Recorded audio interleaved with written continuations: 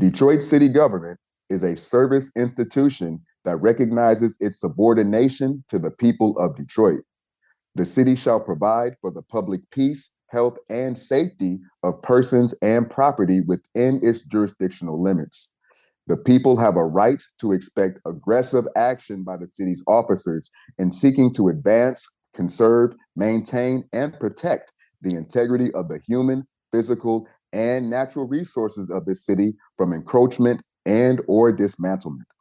The people have a right to expect city government to provide for its residents decent housing, job opportunities, reliable, convenient, and comfortable transportation, recreational facilities and activities, cultural enrichment, including libraries, art and historical museums, clean air and waterways, safe drinking water, and a sanitary, environmentally sound city.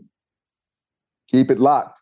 The Black Detroit Democracy Podcast starts right after these messages. Detroit 1 Million is a journalism project started by Sam Robinson that centers a generation of Michiganders growing up in a state without a city with 1 million people. Support the only independent reporter covering the 2025 Detroit mayoral race through the lens of young people. Good journalism costs. Visit Detroit1million.com to support Black independent reporting.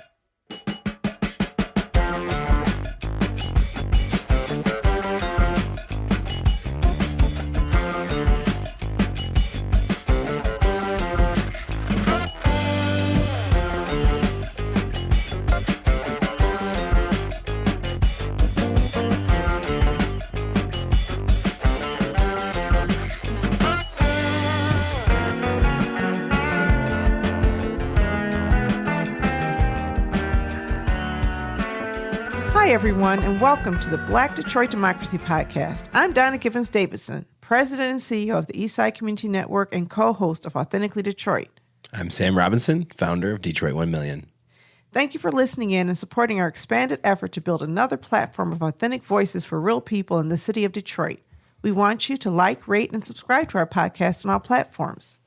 The purpose of this podcast is to encourage Detroit citizens to stay vigilant in the fight for justice and equality, with a special call to action for Black Detroit. We seek to build awareness of our history as a gateway to freedom, a beacon for justice, and a laboratory of liberation. Sam and I are joined today by Kamal Clark, the Southeast Michigan lead organizer for We the People Michigan, to discuss how he got into organizing, his role in this year's city elections, and how to engage young people in local politics. Welcome back to the Black Detroit Democracy Podcast. How is everyone today? Donna, I'm great. How are you? I'm doing well. I'm a little tired after last night. We saw the Hudsons for the first time, and was it some, amazing, grandiose, like, oh my gosh, this new type of, no, it was like a room in another room. But we saw it for the first time, and there was a balcony with some fake trees and plants, and you got to see that angle looking down on Woodward, thinking, when was the last time people have had this angle? Since before that, probably decades ago, since before that building was torn down. But, the building itself was kind of, The building was closed when I was a child, just to give you... Yeah. It is unfinished, yes. It's unfinished, and it is also architecturally uninteresting to me from the outside. Yeah. I expected to have that wow factor, and I was like, ugh.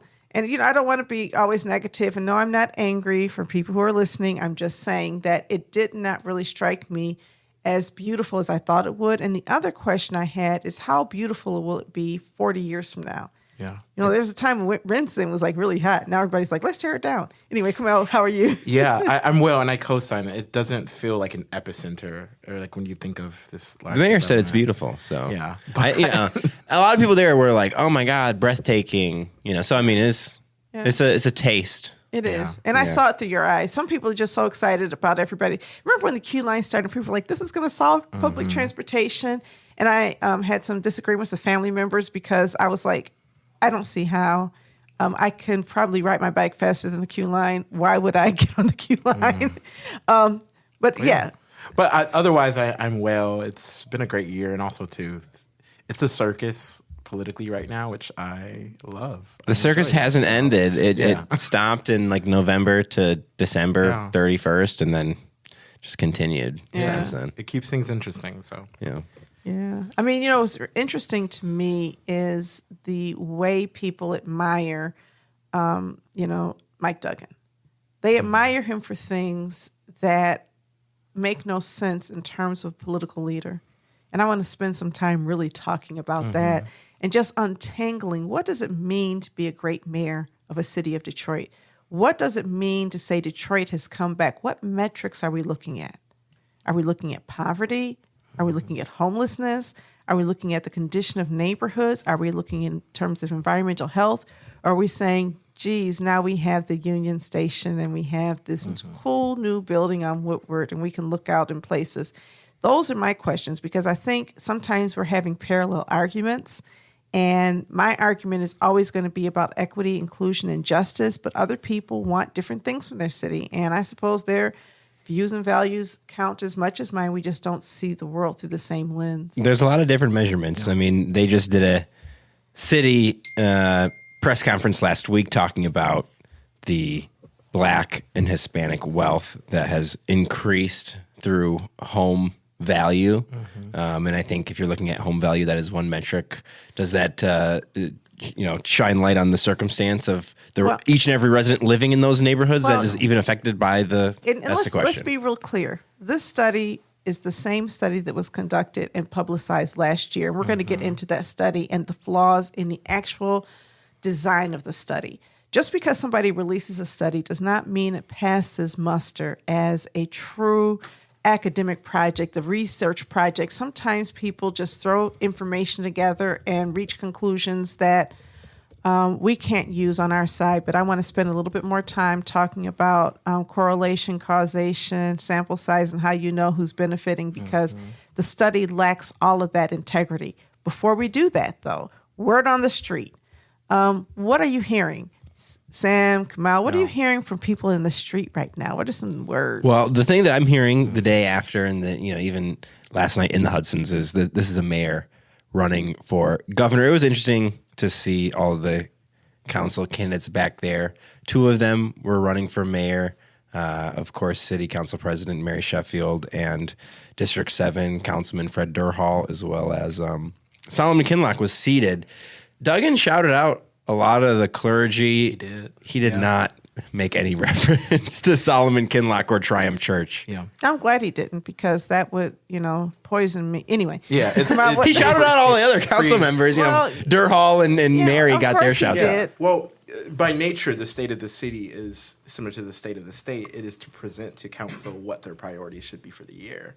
And so it's often why they pull them into saying oh, this person helped with this. And so I think a lot of folks are feeling, this is the morning after, that the argument that we've been making for the past decade or so around tax abatements for billionaires, that argument has shifted. It's now this, we need to do this, or this is the way that we do development different than other states, where many folks are questioning, why isn't the money going into our neighborhoods? Well, I think, if you looked at the Trump administration and his priorities and the mayor of Detroit and the mayor's priorities, they're going to be kind of the same. Yeah. You're not going to see a big focus on the environment. You're going to give lip service to the environment, but you see your job and the role of the city as helping to facilitate business interest. Yes. And isn't that what the EPA is saying right now? Listen, we're facilitating business interest.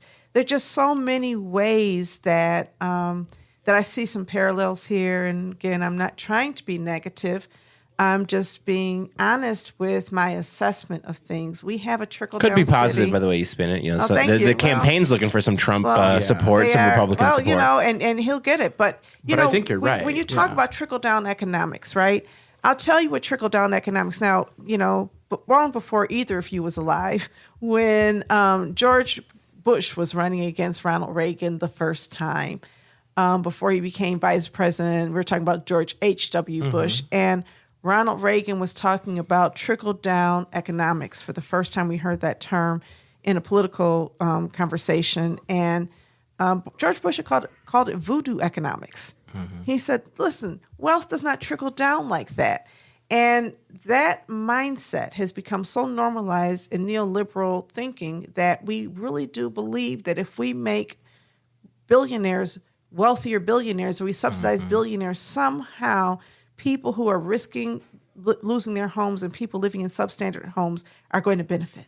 Yeah. And I want to spend some time really, really dissecting what does that mean.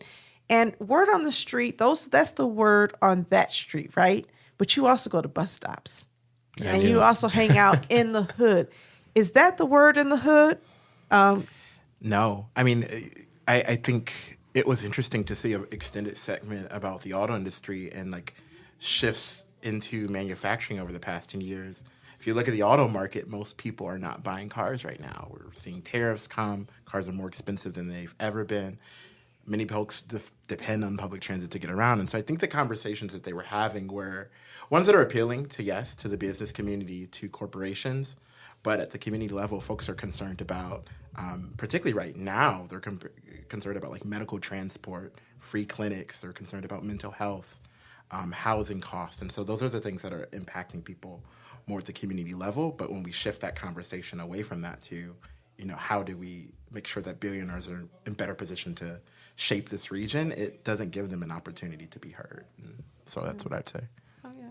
I think that's an important, consideration, that people just bring a different lens, a different set of needs. In this community where Stellantis got so much subsidy and so much support building this new plant to build 3-row Jeeps that nobody's buying. And it's like, first of all, I think, one thing about as you get older, you start seeing things that younger people don't see. Because I graduated from high school in 1981. And in 1981, you had this tremendous auto recession where everybody lost jobs because the United States was building cars that people weren't buying. We had at that time an oil crisis. Oil prices were going high. And I remember my father purchasing a Volkswagen Rabbit. This is a Cadillac man, Coupe de Ville, Okay. the sunroof top, what I'm talking about. And he's in a Rabbit because the oil prices have gone up and Cadillacs were not energy efficient, fuel efficient. And the Japanese automakers were taking over the market. There was a lot of hostility towards Japanese people. There's actually the murder of Vincent Chin, who was a Chinese man who they mistakenly believed was Japanese, and they just killed him. There was that much anger. And the auto industry, literally the U.S. auto industry collapsed. Chrysler Corporation collapsed. 4 decades later, what are we doing? The exact same thing that failed us 40 years prior. We're building vehicles that are not fuel efficient, that do not meet any of these standards for clean air. And the price points are so high that people are from other places, not just Japan, but Korea and some European car makers, are just really creating a really strong competition for vehicles sales. And so we're going to see some layoffs in an industry that Detroit subsidized. Factory Zero is the Poletown plant, right? And the Poletown plant was subsidized in the same way this Chrysler plant was. But the final thing I want to say about this is the environmental damage remains even after the jobs go away, even after the plant shut down or downsized. The environmental damage remains, and the shifting of resources to support these billionaires who then pull out is a permanent loss of opportunity for the people who could have used those same resources to fix up their blocks. Yeah. And if we evaluate in that way, then we're doing something good. But unfortunately, we look at these narrow metrics that are twisted to sort of fit a narrative. So a lot of it is pride. I mean, that narrative is so, we're so prideful of our car auto history. I heard the mayor over the weekend talk about at this youth mobility summit at New Lab, which the mayor is very proud of. We'll tout and highlight New Lab and all the 100 and some companies that are inside of that tech innovation. What do you call it? Incubator is the word. And even more broadly, you kind of pointed to the federal policy and how it impacts us here.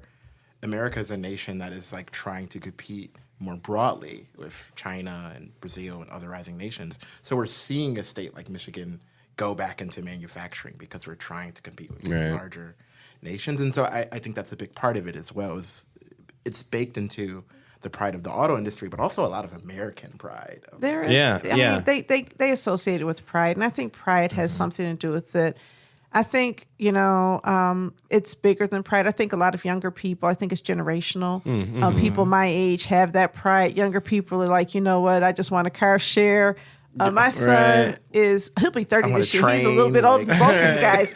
But listen, my son does not own a car, and he does not want to own a car. He is applying for a new job, and he lives in LA, and he's like, listen, this is a train right away. This looks like the job for me. Yeah. That's his thinking. His world does not involve... Which we're starting to hear that from leaders now, the acknowledgement of, Warren Evans is talking about it. Dan Gilbert, a couple years ago, actually talked about it. Dan Gilbert was at the State of the City yesterday, got a standing ovation for everyone. Did he stand? I don't know if he did. He stayed seated. But Duggan has been really, he really paused and slowed down to reflect on the legacy of Gilbert and the Family Foundation, and the investment. Talked about his son who passed away of cancer a few years back, and talked about even despite the personal tragedies that Dan Gilbert has suffered, he has not wavered in his commitment to the welfare of the people of Detroit, is the quote. The welfare of the people of Detroit. And I get that. Yeah. He's a smooth talker. Yeah. And I think that that's great. And I think that, of course we have empathy for both Dan Gilbert and his son and his wife for their loss. Yeah. And I'm not a person who does not appreciate actually what Dan Gilbert has done in terms of his philanthropy, because the Illiches have benefited from some of the same kind of tax breaks and corporate philanthropy, and they have corporate welfare, and they have not done what he's done. I think that they got two buildings down there. They got their arena and that Little Caesars headquarters down there. And they have got much more than that, and much more largesse and much more grace from the city. They have actually two arenas, right? They have the two arenas. Right. They have all of the corporate welfare. The stadium the and city the arena. The city built LCA. And is not charging them rent, and they're collecting money off of that.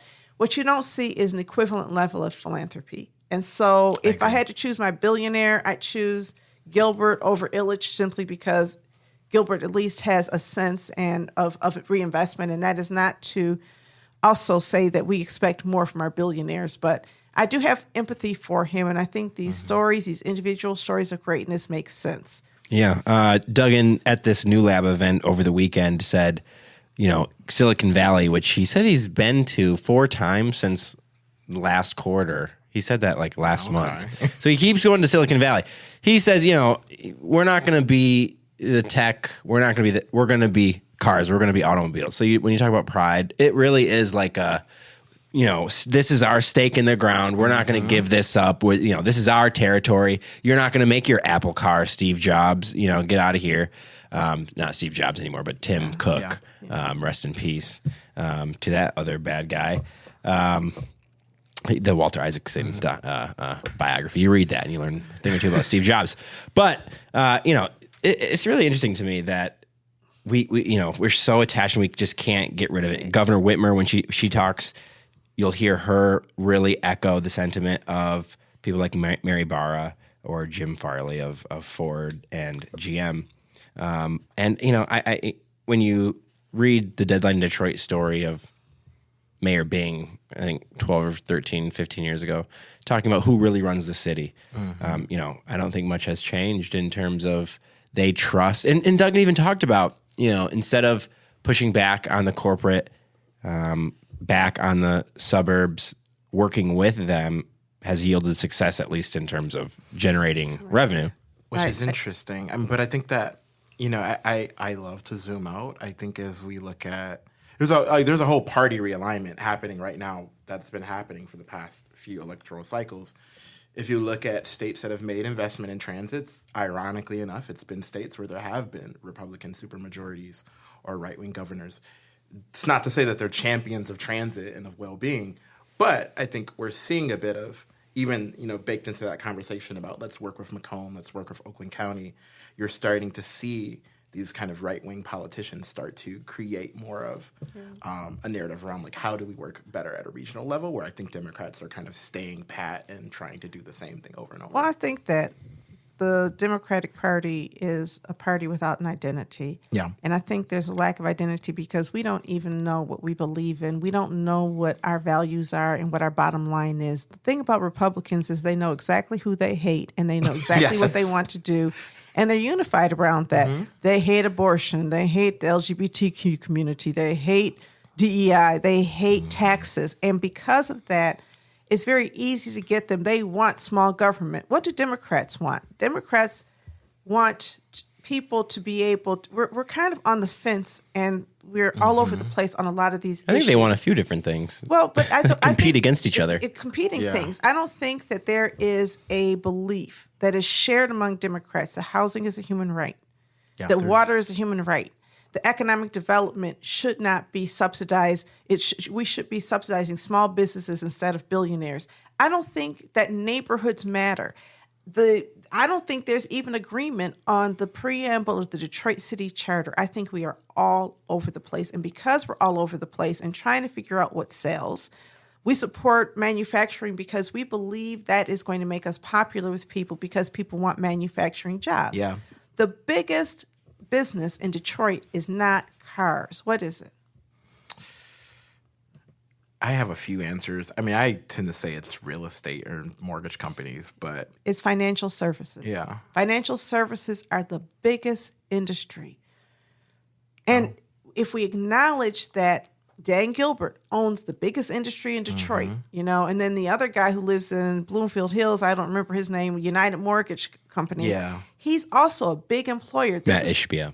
Matt Ishbia. Yeah. Okay, thank the you. United Wholesale Mortgage. Wholesale Mortgages. mortgage, yes, So yes. you have Rocket Mortgage and Wholesale Mortgage. And that's true. The United States is so much of our policies being driven by financial interest, by investors, the investor class, which is, our bonds and all of that. And they get to set the priorities for a city every single election cycle. If you look at what the mayor brags about, increasing home values, the reduction in poverty, increased average wage, those are all things that Moody's and Standard & Poor's want to see. Yeah. What they don't want to see is increased housing affordability. What they don't want to see is improved quality of life. There's no measure for that. What gets measured gets attended to with policy. And I think our mistake can be when we accept measures that really correlate to, injustice as appropriate measures or as equivalent measures to measures around justice. So for a justice-oriented person such as myself, I'm not interested in understanding about the Detroit's relationship with Macomb County unless that relationship is somehow improving the quality of life for average Detroiters and average Macomb County residents. And I think that's the danger is we fight the battle on their terms and not on our terms. Yeah. And the Democrats have failed to figure out what those terms are. The Democrats have said, hey, listen, I'm kind of like Republicans light. I'm like a Republican who doesn't dislike gay people. I'm the Republican who likes DEI, except for the people I hire in my offices.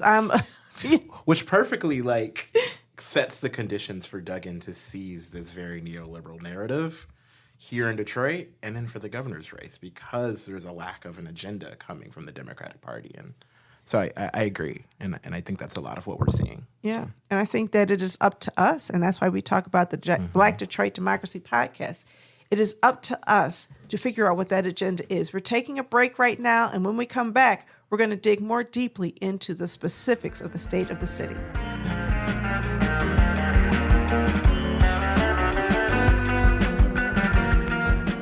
Have you ever dreamed of being on the airwaves? Well, the Authentically Detroit Podcast Network is here to make those dreams come true. Formerly known as the Deep Network and located inside the Stoudemire, the Authentically Detroit Podcast Network offers studio space and production staff to help get your idea off of the ground. Just visit authenticallydet.com and send a request through the contact page. Interested in renting space for corporate events, meetings, conferences, social events, or resource fairs? The Mash Detroit Small Business Hub is a 6,000 square feet space available for members, residents, and businesses and organizations. To learn more about rental options at MASH Detroit, contact Nicole Perry at nperry@ecn-detroit.org or 313-331-3485.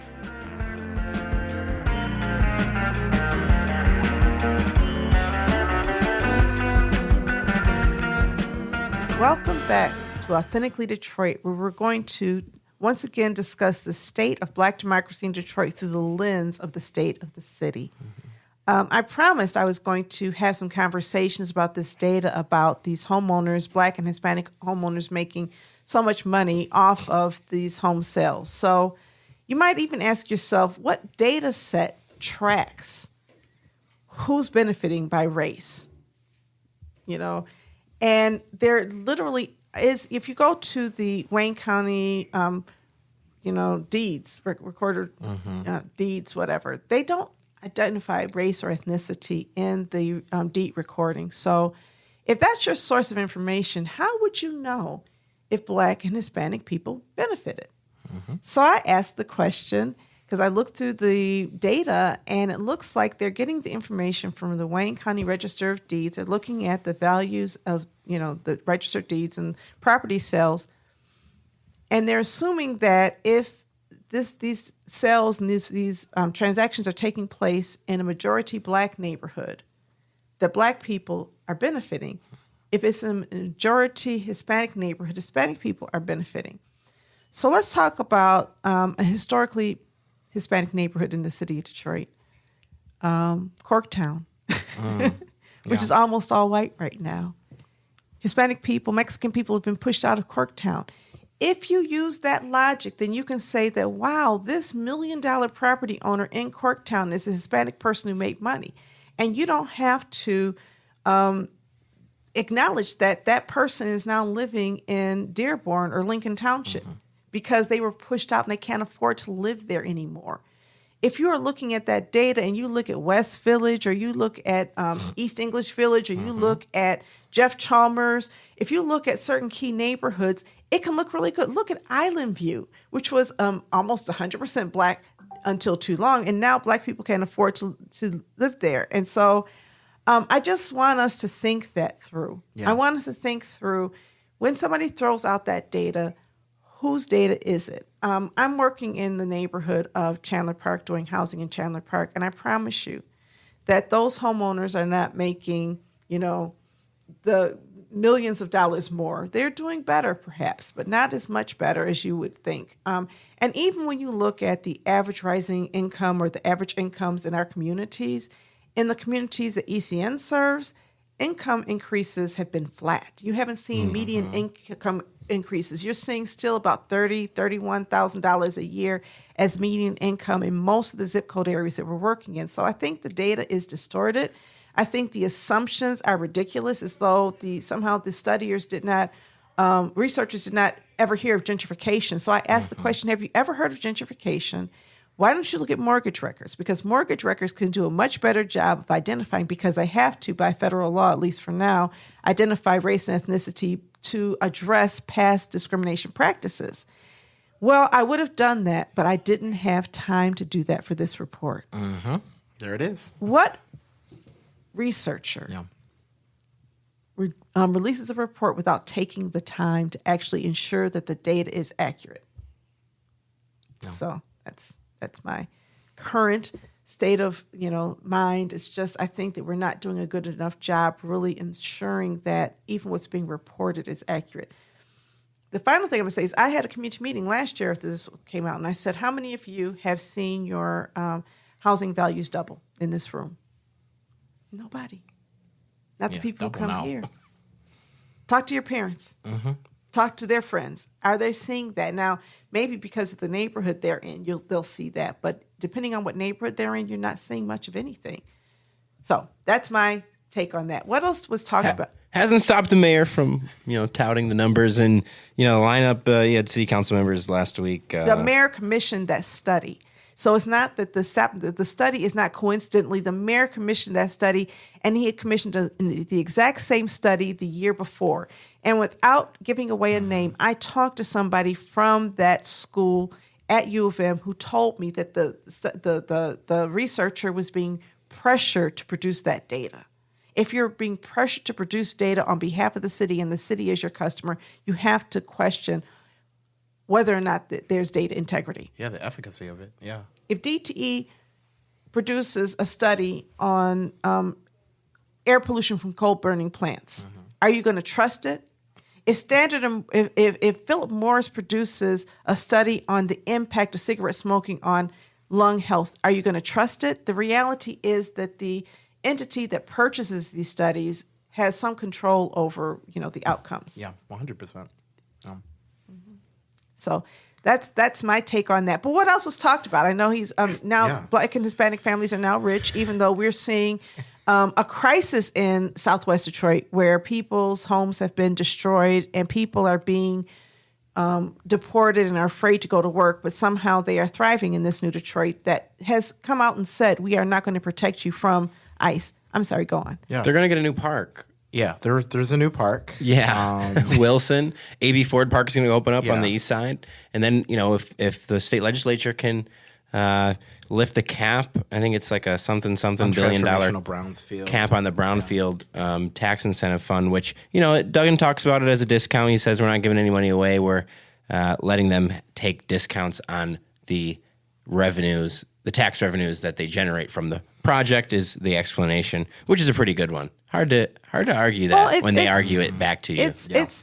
It shouldn't be hard to argue it though. I think it's really interesting. We live in a polluted city and we clean it up when somebody wants to develop that space. If it just stays poor, the pollution stays there. We call this brownfield redevelopment, and it's not always brownfields. Brownfield redevelopment was used to build that darn trucking station on Jefferson. They used brownfield money and they actually created more pollution in creating that. So I'm sorry. No, I agree. I mean, there was extended conversation about that. There was another session, talking about crime. Obviously, that's always going to be a part of the mayor's State of the City address. And it was really championing particularly the approach of increasing policing spending and budget along with the crime prevention intervention orgs as this trailblazing model for the rest of the country. And it was interesting how he almost packaged the, when Black Lives Matter happened or when George Floyd was murdered was the language that he used.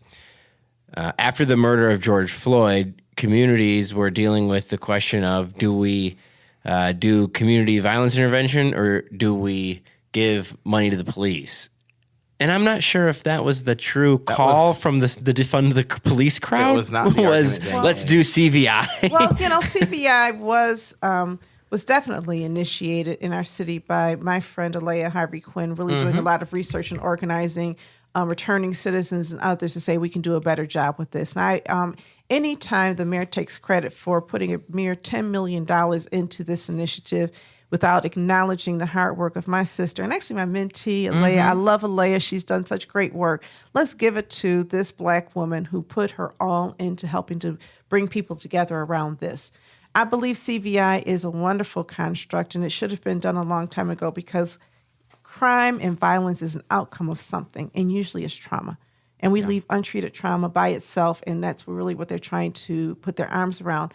But the amount of money that we invest in that doesn't make sense. Now, the reason that what happened was they had, was it Shot Spotter? Yep, Shot. Oh, that was... And she went to... It was a tool, technology that identifies where people are, where gunfire happens. Yeah. Yes. And unlike 911, this technology is believed to be reliable. So you have Shot Spotter, and there's been ample evidence that Shot Spotter does not reduce crime, does not reduce gun crime, and actually leads to further harassment and a brutality against Black men. Because, if I'm shooting a gun, I'm not going to stand around and wait for the police. But if you walk outside after I shoot a gun, then you're a suspect. It makes every Black man in that general area or every Black person in that general area suspicious. And but the crime fighting value is not there. And you still have people calling the police or dialing 911 and getting no police response. Now, if I'm hearing a gunshot, I'm a shot spotter too. Nobody's responding to me.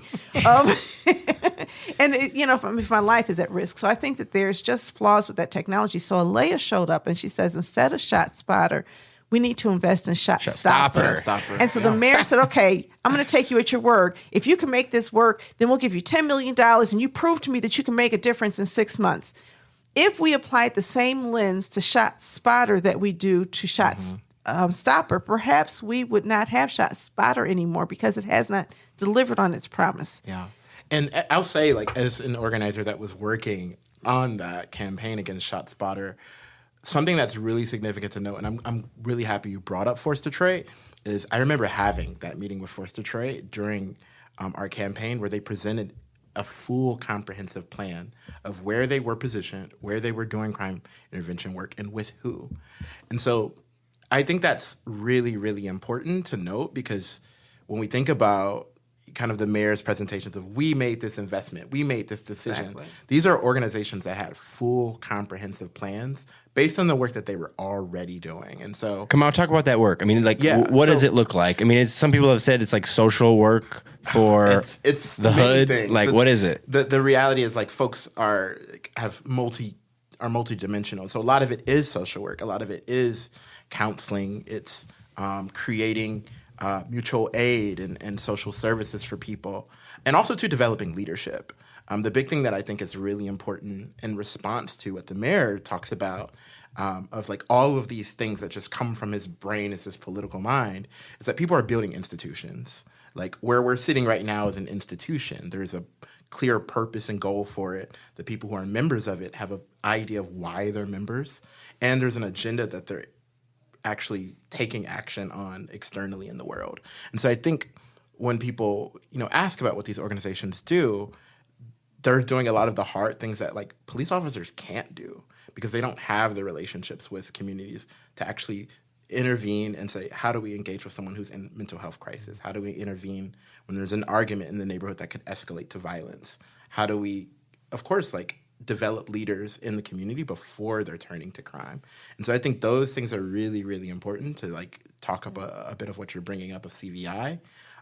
And that's what folks should be reminding themselves of when they hear the mayor's, narrative about CVI. And, the people who have the best access to the young people are not organizations like ours. They're people who are grassroots in the communities, who have their ears to the ground, get a returning citizen. It's really interesting to me because my first professional job was with the Community Health Awareness Group, where we worked with returning citizens and gay Black men on preventing HIV/AIDS in the 1980s. And they would come right from Jackson Prison, come work for us. It was like, okay, you have your ears to the ground. You are an outreach worker who can actually communicate. Okay, and we're back with Antwan and Sedrick. What's going on, guys? How we feeling? Pretty good. It's my first podcast ever. First podcast ever. Well, it's about to be a lot more. This is all the people do now, I guess, is just talk on podcast microphones. Right. Well, I'm interested to hear, what got you guys into politics. Let's start with you, Sedrick. Well, honestly, when I first came to MSU, my goal was to become an attorney, become a lawyer. I first came to MSU, my major was criminal justice. Moved around a little bit, studied psychology for a little bit, English because I got an interest in writing as well. In that summer, I was still a psychology major, but like my interest in law was just still there. My overall goal was to be of service to, my community, Black community, in some form, shape, or fashion. I realized the implications that mental health has on our development. But I became aware of systemic racism or systematic racism, whichever one is how you however you say it. Became aware of systemic racism and policies, hostile policies that affect us, our people, and realized that was the true root of our suffering. And going along with that intersection between law and policy, you can't have one without the other. That bolster my interest in politics as well. Okay. So give some examples of laws and policies that you think are representative of systemic racism. Redlining, zoning laws, things like that. Well, we talked a little bit about the criminal justice system as well. Yes. Like in Lansing at MSU when I was up there, there was an organization called Nation Outside. Prison reform is something that I'm very interested in. Prison reform and, just the prison system is in general. They focused mainly on, incarcerated individuals who were facing sentences that may have been lengthy. They were pretty morally gray to the nature of the crimes that they committed, and were more so focused on the duration of their sentence and, getting them the representation and being their voice on the outside as they're inside. Just things that, they do, ways that they, prisoners have been impacted in a way that they're not, heard.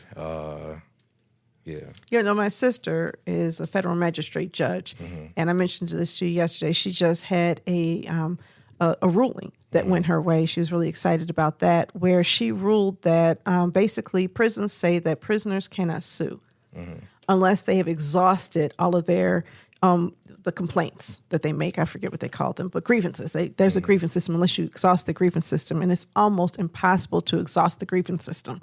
And so therefore, prisoners do not have the right to civil rights. Yeah. And so she ruled, and it was upheld, that indeed you do not have to exhaust those grievances, and the system has a way of blocking them from getting any type of court redress. And so that's something that just happened, that this has become rule and is going to be precedent in Michigan, where they have access to the courts. And, it's so, as citizens, and they are still citizens, they're incarcerated citizens, but they're not treated as such. They should have the access to legal redress.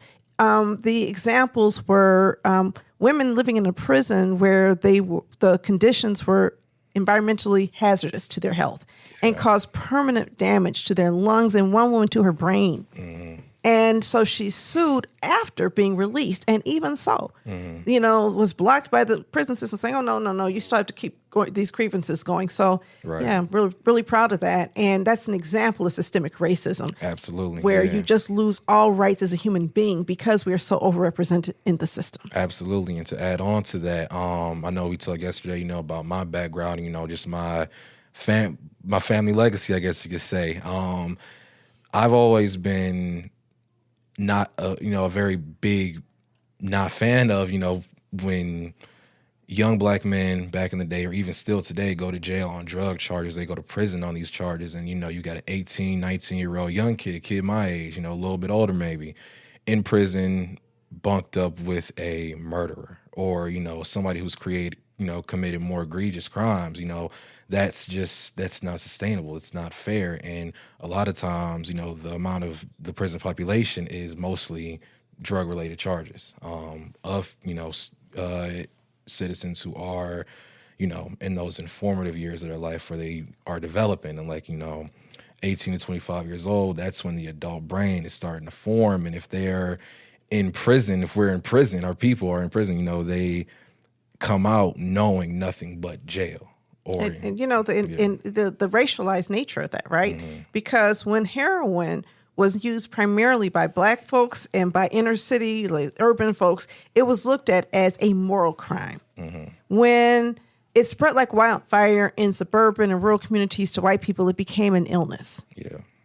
All of that is illness, though, right? Any type of drug addiction is illness. Drug addiction is as big a contributor to imprisonment as drug sales, like the things that people do when we know they're unhealthy. So we have in our building, we have Narcan, and we can distribute it to people who are injection drug users. And I'm glad because it'll save lives. Yeah. But we don't do anything comparable to that when it comes to crack cocaine or when it comes to marijuana. And right now, as we discussed yesterday, if somebody sells marijuana, like if I sold weed, I could go to prison for it.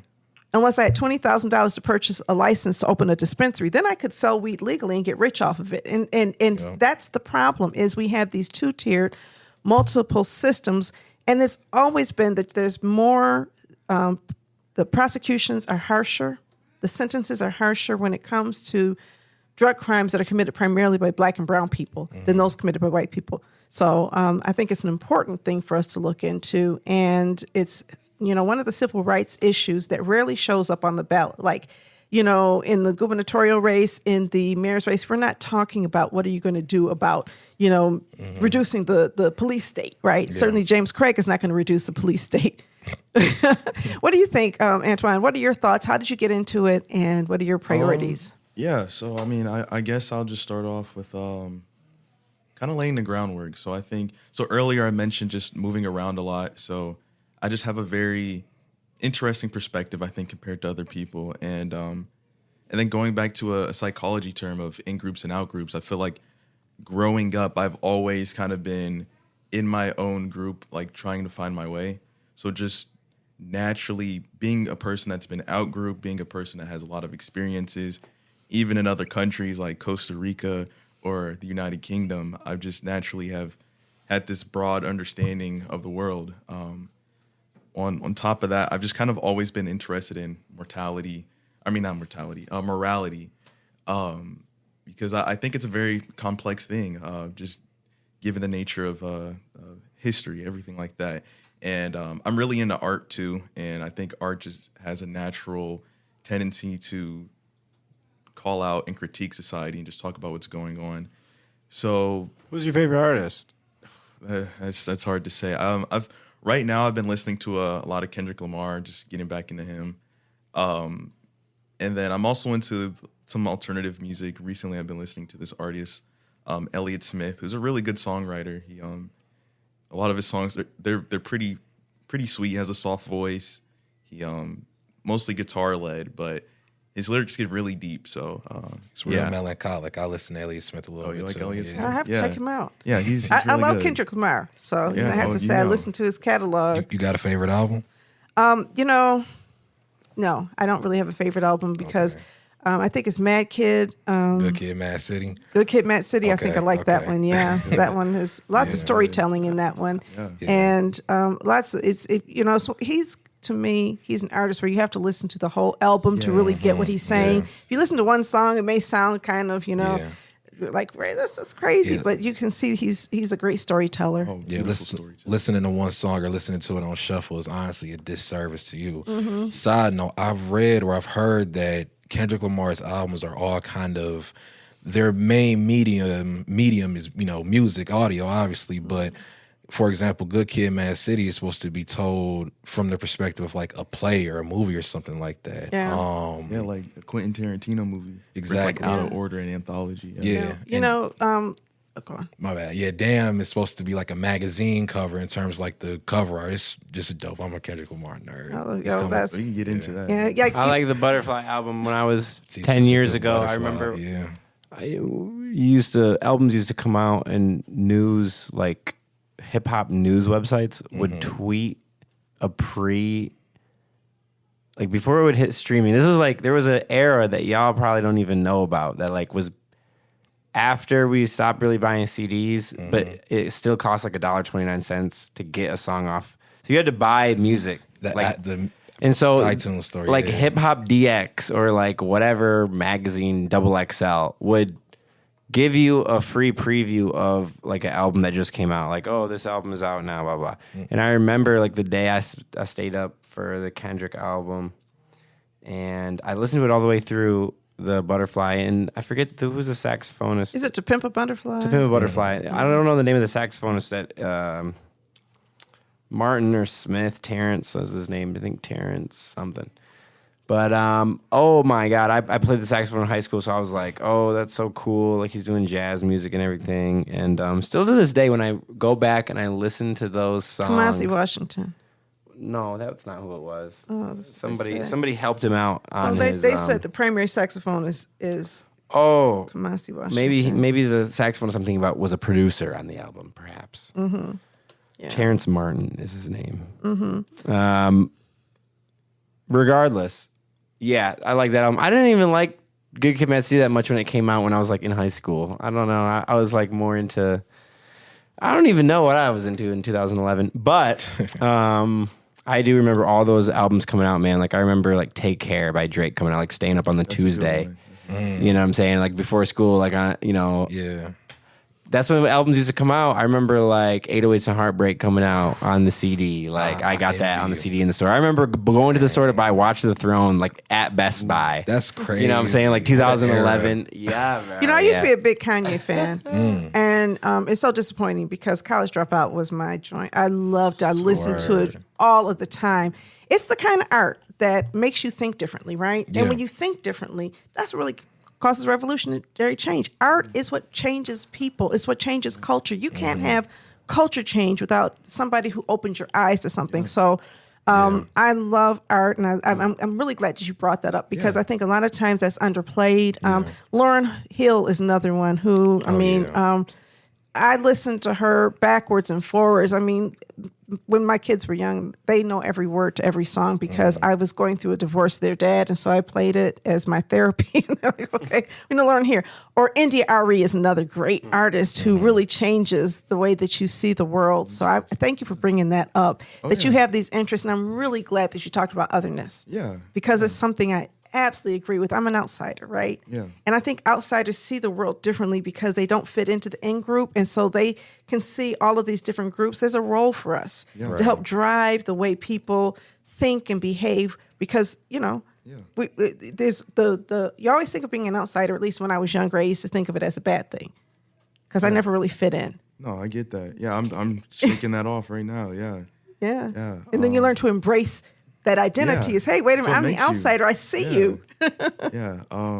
More on that. So that's just what really inspired it. Going into college, I wasn't really sure what I wanted to do, but I knew I wanted to help people. And one of the reoccurring themes in class where I would do the best is when it's about social justice issues. For example, in 5th grade, we got to do a presentation about water pollution. And I think around that time, that's when, or maybe before that, that's when the Flint water crisis happened. So presented on that in high school. I joined something called the Student Equity Advocates, and we just tried to connect the students to the faculty, especially this was in Fort Collins, Colorado, where it's predominantly white, and so a lot of students said or students of color in particular, or even LGBT students, had some issues at the school. So we tried to address that, and more topics like that on climate change. And so then I applied for Michigan State, and I heard about this program called the Social Science Scholars. And it's a cohort of students who are, in particular, just very interested in social science. So I interviewed, mentioned my background, and I got in. And I met a lot of like-minded individuals, and I was really pushed academically. Like, I've always kind of been an academic kid, but I wasn't as focused as I could be. And so I've done papers on like the Louisiana Cancer Rally, which kind of got my mind racing about what's it called, like the environmental discrimination. I think that's racism. Environmental racism, and then just other topics. Like I just like the way people take. And we were talking about Kanye earlier. He did something for Larry Hoover talking about prison reform, and that got me interested because I feel like that's a very morality intense topic of crime, or I don't know, punishment and like retribution. So I think it's interesting, and so I got into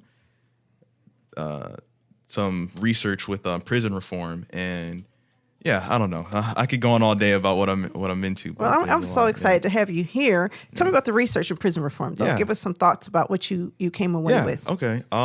So the research, our original intent was. Or I'll back up. So the research was inspired by a Texas study. And in the study, they were looking at drug possessions in the years before COVID, during COVID, and after COVID to see, like, if there's no visitations, then there must be a dip in how drugs are getting into the prisons. And I wish I could find the study. I don't have it off the top of my head. But from what they saw, there wasn't a change. So it suggested a different story. Which there's something we think is implied, but nothing really exactly says. So we've got to looking on that in the state of Michigan to see if there's something similar. And so upon just doing the research, we noticed some discrepancies in the data provided by the MDOC. And so then while we were looking at the data, we realized we couldn't accurately... Shout out to Chris Gouts of the MDOC. He's formerly MDOC. He was... removed. He's on leave. I haven't actually heard what I had to pause you there because you just mentioned MDOC, and I have to bring attention to Chris Gouts being a sexual harasser allegedly. Yeah. Oh. Yes. So much injustice happening inside these prisons. Yeah, it is. He was their communications director that would lie to the I press remember and the him. public. Yes. He's terrible. That's interesting for what I'm getting into because you probably talked to him. Maybe not. I don't know. But we were looking at the data and we realized like we can't accurately give an assessment of what's going on here if the numbers aren't lining up. And interestingly enough, we got to present some of that data at the Capitol in Lansing. And around that time, some of the data that was really dramatic, where the numbers were off by like hundreds, they actually took that down and fixed a lot of their mistakes, which is really interesting. So now our study shifted from looking at how the drugs were getting into the prison to more about transparency. And it's interesting because a lot of what we learned is, on one end, it could be, or someone would, you could suggest that people are just not being diligent about their work, or maybe they're trying to hide something. But also, it's a industry that's not funded very well, and it's not an industry that a lot of people want to go into. So a lot of the times, they don't have a lot of people actually working on a lot of the transparency and a lot of the data. You mean the prison system is not one? Yeah, I think I have my own thoughts on that. you think so. Yeah. Yeah, well, yeah, I'm not totally informed, but No, I'm not disagreeing with what you're saying. yeah, but I lost my train of thought with that. But it's interesting because we're really focused on visitation rights, because one of the main things that kind of what's the word for it, that when That impacts recidivism rates. Yes. Yeah. So when people have visitation rights, they're less likely to go back. And so anything that can take them away suggests that people may not, get out of that system. Right. So which is why we think it's important to look at a lot of this data. And so we think it's important that there's transparency there, so we can accurately assess if they're carrying out their methods in a good way. So I think that's important. It's super important. I can't wait to see the data. I know you'll share it with us. Yeah. It's a work in progress. And that we'll be working with the two of you to in an area that we really haven't worked in the past organizationally. Like I have a very personal interest in this, but our organization has not really worked with returning citizens as much as we should. We have not worked on prison reform as much as we should. But if you're having a serious conversation about civil rights and issues that impact Detroiters, you have to talk about mass incarceration and the policies that lead to it and everything else related to that, because it impacts our families, it impacts our economics, it impacts how many people even get to vote, how many people know they have the right to vote. Our census is impacted by that, because you know that people who are incarcerated are counted in the places where they're incarcerated, and that's usually not in the city, right? And visitation is made possible when people live close to where they are incarcerated. The fact that we are enriching or at least stabilizing these communities. And the only other thing I wanted to say when you talked about the attraction of people to this field is that prisons are dehumanizing. When you are in a position and you have a job where you're required or expected to dehumanize other people, you become less than human as well. And so if you're a prison guard, you're operating in a dehumanizing environment, and then you're also dehumanizing other people. There's something that corrupts the souls of the people around them. And if we really want to save the souls of everybody, then we got to figure out different ways to deter crime. Yeah. So I could talk to you all day, and luckily I get to talk to you a whole lot because you're going to be here, and maybe we'll have you back on here after you do some research for us and help produce the project through your Innovate program, and then you can stay connected to us, because I think we are very blessed to have you here at ECN this summer. We're blessed to be here. Absolutely. I was so happy when I got the resumes. I was like, yes, we need more young people here helping to fight these causes. And of course, I really appreciate partnering with Sam. This has been such a great conversation. Yeah, it has. Thank you guys for coming here. I'm Thanks looking for forward to having us. tapping in with you guys, and we'll get connected. All right. So, listen, I have a great day. We'll see you next week. I will be out of town, but I'll be here the following week. And then the Saturday after that, we're going to have the debate. So it's going to be a fun summer. Interesting June. Talk soon. Yes, ma'am. Let's do it.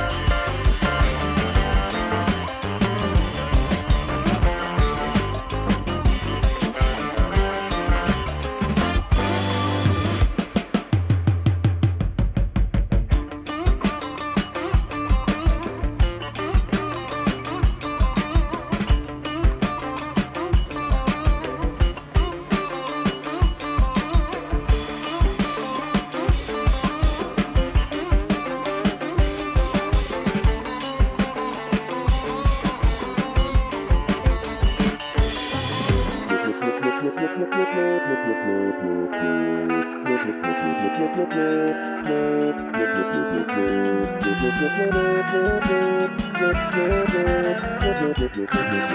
you.